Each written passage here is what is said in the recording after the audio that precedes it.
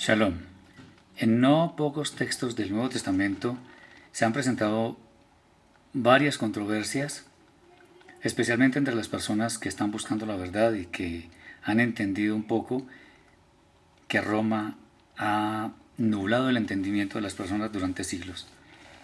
Dentro de estos textos hay uno en especial que se ha prestado para discusiones en las cuales muchas personas no han podido saber cuál es el verdadero sentido de lo que está escrito.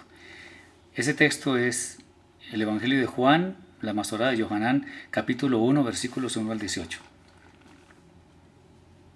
En esta ocasión trataremos de sacar a la luz un poco lo que está escrito para que, de alguna forma, teniendo en cuenta el texto hebraico, el contexto hebraico mejor, podamos entender a qué se refería la persona que escribió estas líneas.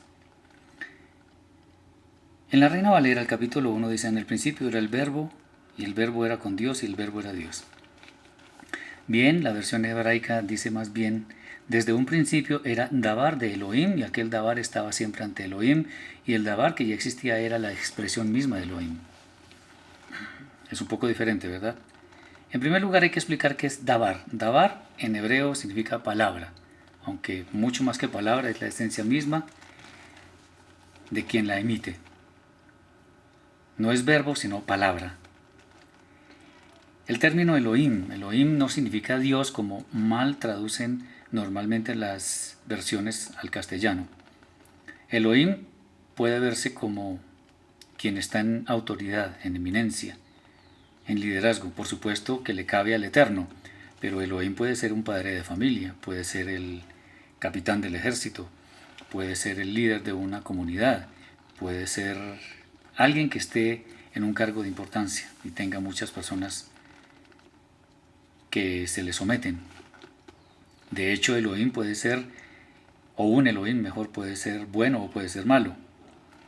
Entonces, cuando se traduce Elohim por Dios, estamos cometiendo un error gravísimo, porque esto trastoca los significados verdaderos de la escritura y no se transmite correctamente la idea.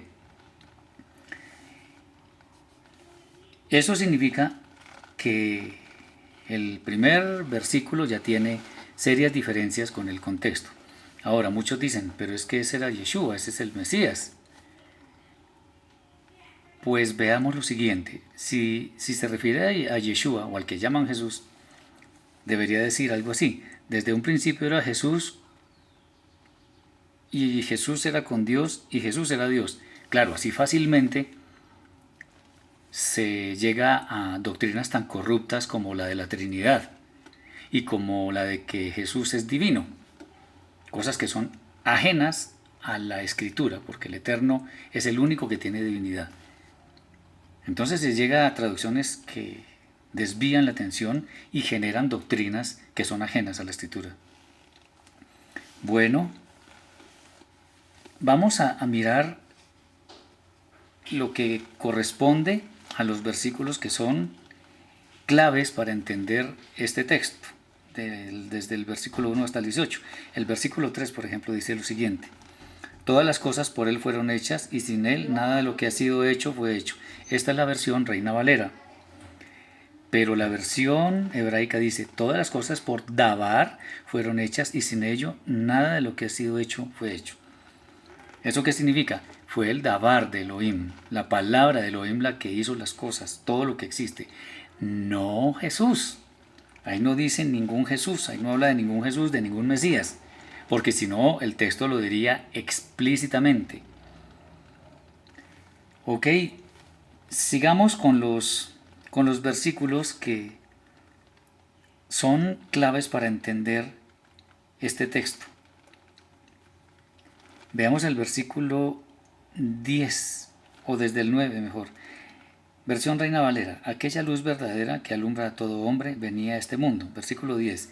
En el mundo estaba, y el mundo por él fue hecho, pero el mundo no le conoció. En la versión hebraica dice: la luz verdadera que alumbra a todo hombre cuando nace en esta edad presente estaba ya en el mundo, y por él fue hecho el mundo, pero el mundo no le conoció. Aquí se está hablando de la luz, no se está hablando de ninguna persona por el momento. Qué interesante, cuando ya tiene que ver con el Mesías, dice lo siguiente, versículo 11, a lo suyo vino y los suyos no lo recibieron. En la versión hebraica dice lo siguiente, a los de su propio oficio vino, pero ellos no lo aceptaron. Atención, y aquí viene una gran diferencia. Porque en la Reina Valera en el versículo 12 dice, mas a todos los que le recibieron, a los que creen en su nombre, les dio potestad de ser hechos hijos de Dios. Qué interesante, porque aquí otra vez la traducción incorrecta. Dice, mas a todos los que lo aceptaron, a los que creen en su autoridad, les dio derecho de ser llamados jueces y sacerdotes de Elohim. Es bueno saber que Johanán, o sea Juan, era un levita, y el Evangelio de Juan fue escrito básicamente en un contexto de levitas, de judíos, pero sobre todo de los levitas. Por lo tanto, cuando él escribe estas palabras, sabía muy bien quiénes eran los que iban a recibir estas palabras y las iban a entender. Entendamos también nosotros que Yeshua, el Mesías, vendría en el papel de profeta, pero también vendría a juzgar cosas. Y está en este momento oficiando el papel de sacerdote. Y recordemos que el Eterno en el libro de Éxodo, capítulo 19, versículo 6, le dice al pueblo de Israel, y vosotros me seréis un pueblo de sacerdotes y gente santa.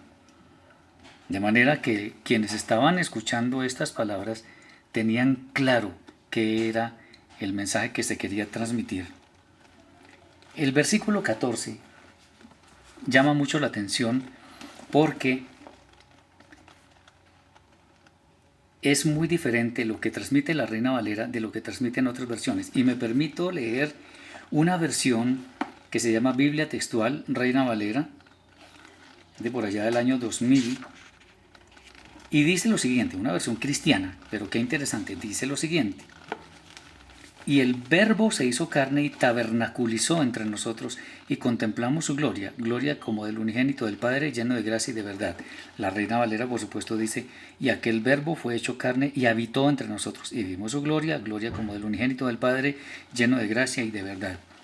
Bueno, la versión hebraica dice lo siguiente, y el Dabar que el Eterno tenía en su seno, se hizo carne y tabernaculizó entre nosotros, y contemplamos su gloria, gloria como del único en su clase del Padre, lleno de Gesed y Emet. Gesed es bondad y Emet verdad. Aquí hay algo interesante. ¿Por qué leemos esta versión que es cristiana, donde dice tabernaculizó? Porque aquí dice el autor, el significado del verbo griego, es interesante que es verbo griego, skeneo, es derivado de la raíz que se traduce por tabernáculo. Sin embargo, la Reina Valera, por alguna razón que desconocemos, esconde ese significado. Y aquí es importante, en la versión hebraica dice tabernaculizó. Qué interesante. En esto tenemos que explicar algo. Vamos a suponer que queremos una casa. Imaginémonos que queremos una casa. Para llegar a tenerla físicamente ocurren 4 estadios en nuestra mente y en nuestro ser completo, que son los siguientes. El primero, en el cual simplemente yo me imagino que quiero tener una casa. El segundo estadio es ¿qué tiene la casa? Entonces, quiero una casa con 3 habitaciones, quiero con una sala, con un comedor, con 3 baños, por ejemplo, con un jardín, etcétera, etcétera. El tercer estadio es cuando esa imagen que yo tengo de lo que debe tener la casa ya se transforma en las características propias de eso que ya me imaginé. Me explico. Quiero tener el jardín que sea amplio, que tenga árboles frutales, etc. Que la primera habitación tenga baño privado, que el piso sea de mármol, qué sé yo, que las paredes estén pintadas de tal forma, las otras 2 habitaciones que tengan ciertas características, que la sala sea suficiente como para albergar 8 personas, por ejemplo, que el comedor igual. O sea, ya me imaginé la casa tal como la quiero. en esa tercera fase. Pero la cuarta fase me dice a mí que la casa es tal, o sea, ya la tengo, ya llegó a ser mía. Entonces, cuando tengo la casa, se ha completado aquello de la materialización de la idea que inicialmente tuve. Esto es más o menos similar a lo que sucedió con Yeshua.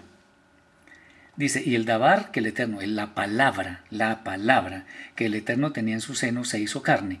O sea, eso que estamos explicando de que son varios estadios, en el Eterno digamos que es la misma cosa, pero lo estamos diciendo para entenderlo humanamente. Lo que el Eterno tenía en mente inicialmente, lo hizo realidad. O sea, lo que sería para nosotros el cuarto estadio. Y eso fue la materialización en carne que esa palabra del Eterno llegó a ser aquí en la tierra. Ese es el Mesías. Pero no es que el Mesías sea el mismo Eterno, sino que esa idea que tenía el Eterno en su mente fue la que llegó a ser carne.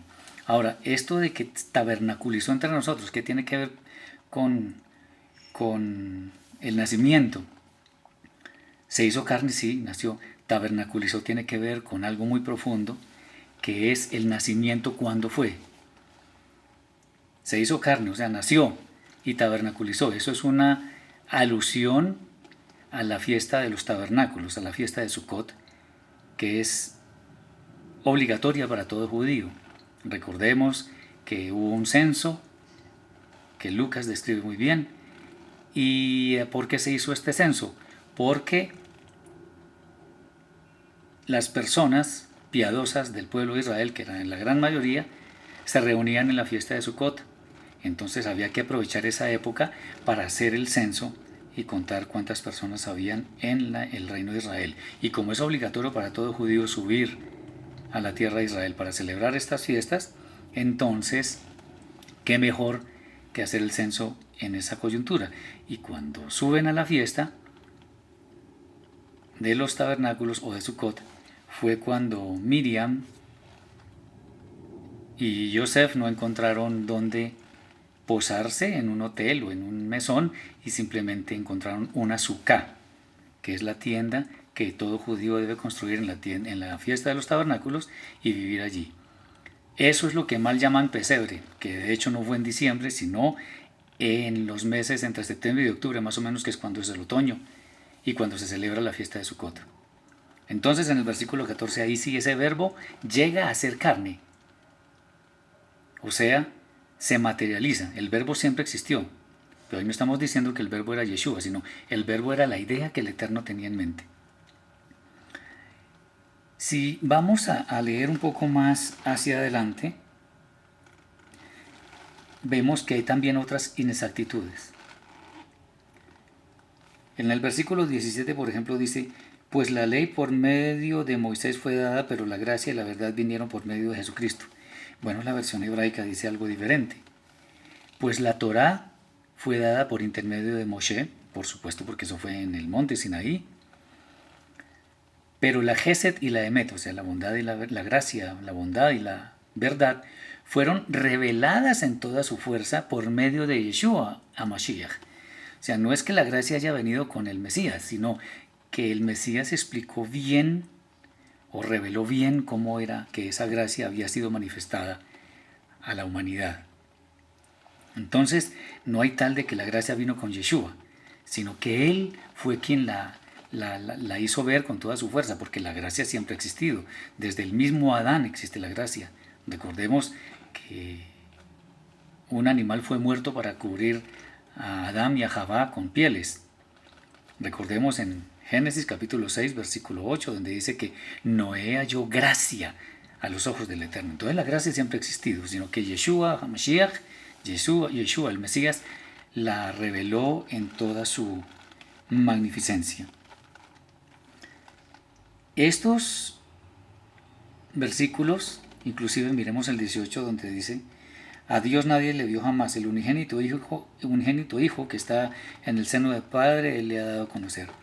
Bueno, aquí en la versión hebraica dice: a Elohim nadie ha visto jamás, el juez único de su clase que está en el seno del Padre, Él lo reveló. Como vemos, todos estos textos que están incorrectamente traducidos en la Reina Valera confunden y se prestan para herejías, para doctrinas que nada tienen que ver con la verdad que está en la Escritura. Tú puedes tomar la decisión si quedarte en las mentiras de Roma y seguir creyendo que la Reina Valera es infalible, o puedes dar un paso adelante y seguir escudriñando la Escritura y buscar la verdad, que es la que podemos apreciar en las Escrituras hebreas. Esto es solo un abrebocas de lo que puede ser otro conjunto de revelaciones que nos van a abrir el entendimiento. Entendamos que el Eterno quiere que salgamos de la oscuridad a la luz. Y esta es una forma de hacerlo para entender realmente cuál es el mensaje que está inmerso en las Escrituras. Espero que hayas sido muy bendecido con este mensaje y para cualquier consulta sobre el tema y otros relacionados con él, mi correo es hgarciao@hotmail.com. Estoy para servirte y espero que sigas estudiando y escudriñando la palabra del Eterno. Shalom.